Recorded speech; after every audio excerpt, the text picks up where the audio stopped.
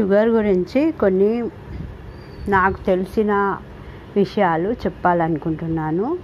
Sugar అనేది ఇప్పుడు doctors కానీ వీళ్ళు ఆయుర్వేదిక్ వాళ్ళు కానీ ఎవరు చెప్పినా ఏం చెప్తున్నారంటే ఇది వ్యాధి కాదు, ఇది ఒక మన లైఫ్ టైం డిజాస్టర్ అని చెప్తున్నారు. ఎందుకంటే లైఫ్ చేంజ్ అయింది కాబట్టి ఇలా షుగర్ అనేది వస్తుంది అని చెప్తున్నారు.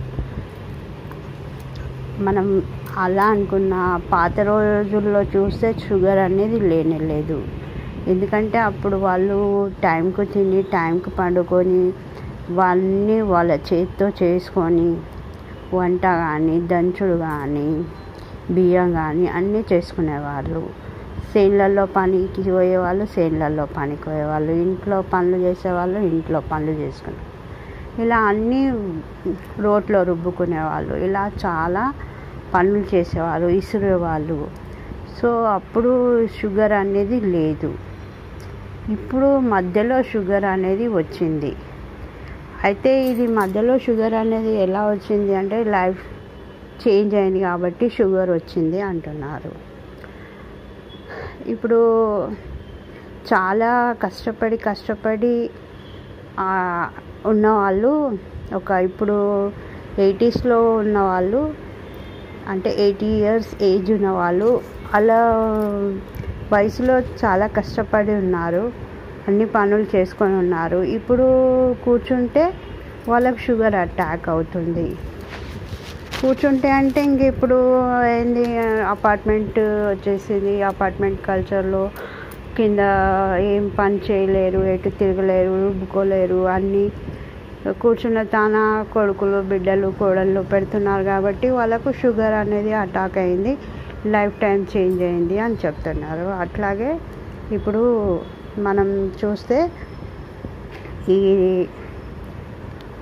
నాకు తెలిసినంత మట్టుకు మా ఇంట్లో వాళ్ళని చూస్తే నిజంగా షుగర్ అనేది లైఫ్ టైం డిజాస్టర్ కూడా లైఫ్ చేంజ్ చేసుకుంటే అది తగ్గిపోతుందని నేను కూడా అనుకుంటున్నాను.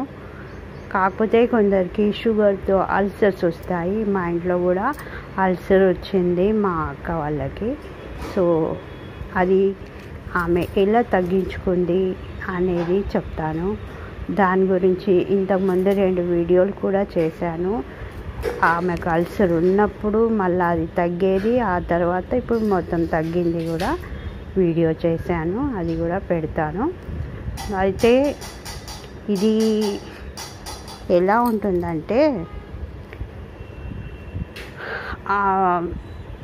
టైంకు తినకపోవడం ఒకటి, టైంకు పడుకోకపోవడం ఒకటి, ఇవి చూశాను మా అక్కలో. ఆ తర్వాత ఆమె కొంచెం లైఫ్ చేంజ్ చేసుకుంది. అంటే కొంచెం టైంకు తినడం, టైంకు మందులు వేసుకోవడం, టైంకు పడుకోవడం, ఇలా చేయడం వల్ల ఆమెకు మంచి బెనిఫిట్స్ అయితే కలిగాయి. అల్సర్ కూడా తగ్గింది. సో ఈ అల్సర్ రాగానే ఎక్కువ మట్టుకు కాళ్ళకు వస్తుంది కాబట్టి అల్సర్ రాగానే డాక్టర్స్ దగ్గరికి వెళ్తే అక్కడికి ఏలు తీసేయాలి, పాదం మొత్తం తీసేయాలి, కాలు మొత్తం తీసేయాలి అని చెప్తారు. అలా మా అక్కకు కూడా చెప్పారు. మా అక్కడ వివేకానంద హాస్పిటల్ అని ఉంది, అక్కడికి వెళ్తే ఇప్పుడు 12 సంవత్సరాల క్రితం వెళ్తే అతను చూసి ఏం చెప్పాడంటే ఈమెకు కాలు తీసేయాలి, లేకపోతే మొత్తం షుగర్ ఆమె వాళ్ళంతా పాడైపోతుంది అని చెప్పాడు. అప్పుడు తను తీయించుకొని నాకొద్దు అని చెప్పేసి వచ్చేసింది. డబ్బులు కూడా ఖర్చు, మళ్ళీ కాలు కూడా తీస్తానన్నాడు. ఆమె వద్దని మొండికేసి ఇంటికి వచ్చేసింది. ఆ తర్వాత ఇట్లనే తెలిసిన వాళ్ళు ఆయుర్వేదిక్ డాక్టర్ ఆయన చూసి చెప్పాడు, ఇక్కడ మల్లపల్లిలో ఒక డాక్టర్ ఉన్నాడు, ఆయన ఉస్మానియాలో చేశాడు, చాలా బాగా చూస్తాడు, అక్కడికి వెళ్ళండి అంటే అక్కడికి తీసుకెళ్ళాం. అక్కడికి తీసుకెళ్తే ఆయన చూసి దానికి మంచిగా దాన్ని అంతా పైది అంతా తీసేసి మొత్తం క్లీన్ చేసి దినం తప్పించి దినము ఆల్టర్నేటివ్ డే మంచిగా పట్టీలు మందు వేసి కట్టేవాడు. అది మంచిగా మొత్తం తగ్గిపోయింది. ఇక కొంచెం ఉన్నది ఇంకా అని అనుకునేసరికి ఏమైందంటే ఆయన అది చాలా ఏజ్, డాక్టర్ ఆయన క్లినిక్ తీసేశాడు. అప్పట్లో కోవిడ్ వచ్చింది, క్లినిక్ తీసేశాడు. ఇక మా అక్కకి ఎటు వెళ్ళాలో అర్థం కాలేదు. అర్థం కాక ఇంట్లోనే ఉంటే అది మళ్ళీ కొద్దిగా మళ్ళీ చిగురిచ్చినట్టు మళ్ళీ కొద్దిగా తయారైంది. మళ్ళీ తయారైతే మళ్ళీ ఏం చేయాలా అని ఇది ఎవరైనా ఇలా తీస్తే బాగుండు అని అనుకొని ఆ తర్వాత తను ఉస్మానియా హాస్పిటల్కి వెళ్తే అక్కడ డాక్టర్లు చూసి కూడా వేలు తీసేయాలి, కాళ్ళు తీసేయాలి, లేకపోతే ఇది మొత్తం వ్యాప్తి చెందుతుంది అని చెప్పారు. అయినా తను ఒప్పుకోకుండా దాన్ని మళ్ళీ వేరే డాక్టర్ దగ్గర దాన్ని తీయించుకుంటే ఇది మన ప్రీమియర్ హాస్పిటల్లో తీయించుకుంది. దాన్ని మళ్ళీ ఆయన కూడా క్లీన్ చేసి దినం తప్పించి దినం పట్టి కట్టాడు ఒక 3 times. ఆ తర్వాత మీరే ఇంట్లో కట్టుకోండి అని చెప్పాడు. ఆ తర్వాత చెప్పలు రాసిచ్చాడు. ఆ చెప్పులు వేసుకుంటే ఇది మొత్తం తగ్గిపోతుంది అన్నాడు. ఇప్పుడు ఆ చెప్పలు వేసుకొని తిరుగుతోంది, మంచిగా తగ్గిపోయింది. ఆ తర్వాత క్రీమ్ ఇచ్చాడు, అది గట్టి పడకుండా చూసుకోవాలి, ఈ క్రీమ్ రాస్తూ ఉండండి, చెప్పలు వేసుకోండి, తగ్గిపోతుంది అని చెప్పాడు.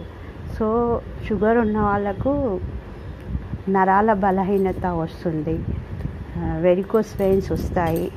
సో ఆమెకు కూడా నరాల బలహీనత, వెరికోస్ వెయిన్స్ వచ్చాయి. అయితే ఇది ఆయుర్వేదిక్ డాక్టర్కి చూపిస్తే ఏమన్నాడంటే ఇది షుగర్ వల్ల అల్సర్ ఎందుకు అవుతుందంటే వెరికోస్ వెయిన్స్ అనేటివి షుగర్ ఉన్న వాళ్ళకు వస్తాయి కదా, ఆ వెయిన్స్కి పుళ్ళు పడతాయి, అవే మనం ఫుడ్ అల్సర్గా ఇలా షుగర్ పుండుగా తయారవుతుంది అని చెప్పాడు. అది చూస్తే కరెక్టే అనిపించింది. సో నేను చెప్పేది ఏంటంటే మీరు కూడా అలా నరాల వీక్నెస్ కానీ ఏదైనా ఉన్నట్లయితే తొందరగా చూపించుకోండి. ఆయుర్వేదంలో నరాల వీక్నెస్ చాలా తొందరగా తగ్గిపోతుంది.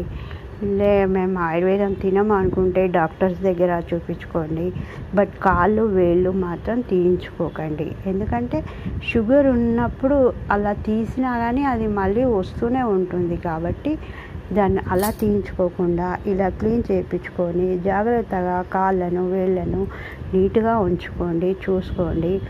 ఈ షుగర్ అల్సర్ అనేటివి తగ్గిపోతాయి. ఒకవేళ మళ్ళీ వచ్చినా వాటిని అలా క్లీన్ చేయించుకుంటూ దాని మీద శ్రద్ధ పెట్టండి.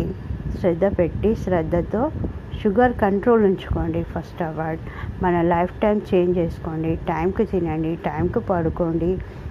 కొంచెం షుగర్ ఉన్న ఫ్రూట్స్ కానీ, షుగర్ కానీ, బెల్లం కానీ ఇలాంటి వస్తువులు తినకండి. ఎక్కడైనా కానీ ఎప్పుడో ఒకసారి అంటే ఓకే, బట్ కొద్దిగా, కానీ డైలీ మాత్రం తినకూడదు. ఇవి తొందరగా ఇలా ఈ నర్వ్స్కి పట్టిన పుండ్లు తొందరగా తగ్గిపోతాయి. చాలా బాగుంటుంది. నా అనుభవంతో చెప్తున్నాను, మా ఇంట్లో జరిగిన అనుభవంతో. మీరు కూడా ఇది గ్రహించాలని కోరుతున్నాను. దీన్ని ఎవరు తప్పుగా అనుకోవద్దు. ఎందుకంటే ఇప్పుడు చాలామందికి వేళ్ళు కాళ్ళు కట్ చేశారు. చాలామందిని చూశాను కూడా. వాళ్ళకి మళ్ళీ వస్తుంది. మళ్ళీ వేలు తీసేస్తే పాదానికి వస్తుంది, పాదం తీసేస్తే మళ్ళీ కాలు తీసేస్తే మోకాళ్ళ వరకు తీసేశారు. ఇలా జరిగిన కేసెస్ చూసాం మా దగ్గర. సో అందుకని తీసేయించుకోకండి. ఉన్నదాన్ని కంట్రోల్ చేసుకోండి. ఉన్నదాన్ని మంచిగా క్లీన్ చేసుకొని దానికి మంచి ఆయింట్మెంట్స్ పెట్టుకుంటే తొందరగా తగ్గిపోతుంది. ఎప్పటికీ షుగర్ మాత్రం కంట్రోల్లో ఉంచుకోండి. మొదలు షుగర్ ఉందని భయపడకండి. షుగర్ అనేది నిజంగా అది వ్యాధి ఏమీ కాదు. దాన్ని మనము కంట్రోల్ చేసుకోవచ్చును. మనం దాన్ని ఎప్పటికీ మన చేతుల్లో ఉంచుకోవచ్చును. కాబట్టి దాన్ని కంట్రోల్ చేసుకోండి. ఏది తిన్నా కొంచెం మితంగా తినండి. వైట్ రైస్ కూడా తినొచ్చు, తినకూడదని ఎక్కడా లేదు. ఎందుకంటే మనం ఆ కాలం నుంచి తిన్న వాళ్ళమే కదా. సో తినండి, మన శరీరానికి ఎంత అవసరమో అంత తినండి. అంటే మనం చేసే పనిని బట్టి తినండి. ఎక్కువ తింటే ఏమవుతుందంటే షుగర్ పెరుగుతుంది. ఎక్కువ తినకండి, కొద్దిగా తినండి. ఏది తిన్నా కొద్దిగా మితంగా తినండి. మితంగా తింటే అది మనకు షుగర్ అనేది కంట్రోల్లో ఉంటుంది. అన్నం తిన్నా పర్లేదు, రొట్టె తిన్నా పర్లేదు. మిల్లెట్స్ అంటున్నారే, మిల్లెట్స్లో కూడా షుగర్ ఉంటుంది, కాకపోతే అవి మెల్లిగా అరుగుతాయి. సో అది మెల్లిమెల్లిగా గ్లూకోజ్ విడుదల చేస్తుంది అని చెప్తున్నారు. కాబట్టి మనకు ఏది వీలైతే అది తినండి, మీకు నచ్చింది తినండి, హ్యాపీగా ఉండండి. ఎంత హ్యాపీగా ఉంటే అంత షుగర్ కంట్రోల్లో ఉంటుంది. స్ట్రెస్ పెంచుకోకండి, ఎప్పటికీ ఒకరిని చూసి బాధపడకండి, ఒకరి గురించి ఆలోచించకండి. మీ గురించి మీరు ఆలోచించుకోండి, మీ గురించి మీరు సంతోషంగా ఉండండి. మీ ఆరోగ్యం ఎలా ఉంటుంది, మీరు ఎలా ఉంటున్నారు, మీ కాళ్ళకు చేతులకు ఏవైనా అల్సర్ లాంటివి ఉంటే వాటిని ఎలా తగ్గించుకోవాలి అనే ప్రయత్నం చేయండి. కానీ వాళ్ళు అలా ఉన్నారు, వీళ్ళు ఎలా ఉన్నారు, అది అయిపోయింది ఇది అయిపోయింది అని టెన్షన్స్ మాత్రం పెట్టుకోకండి. ఏ విషయంలో కానీ, ఇంట్లో విషయంలో బయటి విషయాల్లో ఎందులో జోక్యం చేసుకోకుండా మీ అంతల మీరు ప్రశాంతంగా ఉంటే షుగర్ అనేది ఎప్పటికీ కంట్రోల్లో ఉంటుంది. దాన్ని కంట్రోల్ చేసుకునే బాధ్యత కూడా మనపై ఉంటుంది. ఎందుకంటే ఇప్పుడు మన భారతదేశంలో షుగర్ ఎక్కువ అయిపోయింది. ప్రతి వాళ్ళకి షుగర్. సో షుగర్ మీద అవగాహన పెంచుకోండి. ఈ ఫుడ్ అల్సర్స్ మీద కూడా అవగాహన పెంచుకోండి, అవేర్నెస్ పెంచుకోండి.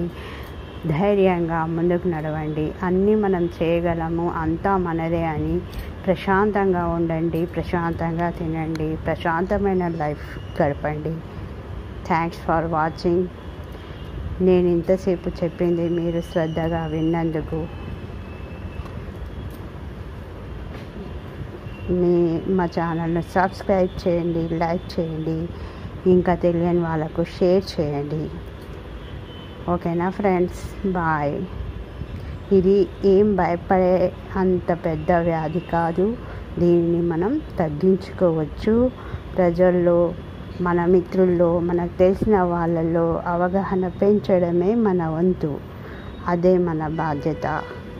ఇది అవేర్నెస్ కోసం చేసిన ఒక చిన్న వీడియో. దీన్ని ఎవరైనా పెద్దలు మన్నించగలరని ప్రార్థన.